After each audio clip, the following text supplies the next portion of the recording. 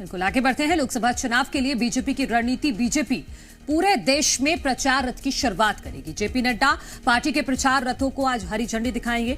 कल सुबह 10 बजे बीजेपी का प्रचार रथ निकलेगा और ये प्रचार रथ पूरे देश में घूमेगा और जो सरकार की उपलब्धियां हैं, जो सरकार के विकास के कार्य हैं, उनके बारे में सभी को जानकारी देगा। कल सुबह 10 बजे से ही भारतीय जनता पार्टी का ये प्रचार रथ सड़क पर आपको दिखाई देगा। लोकसभा चुनाव 2024 के लिए सत्ताधारी बीजेपी ने पूरे दमखम के साथ चुनाव प्रचार शुरू कर दिया है।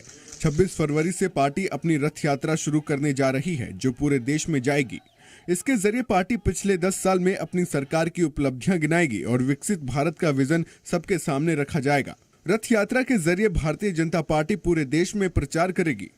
बीजेपी के राष्ट्रीय अध्यक्ष जेपी नड्डा कल सुबह 10 बजे पार्टी के प्रचार रथों को झंडी दिखाकर रवाना करेंगे।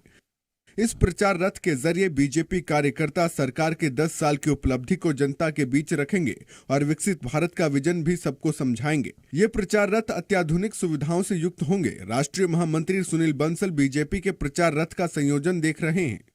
मार्च महीने के पहले सप्ताह में चुनाव की तारीखों का ऐलान होने की संभावना है और भारतीय जनता पार्टी का लक्ष्य अपने सहयोगियों के साथ मिलकर 400 से ज्यादा सीटें जीतने का है।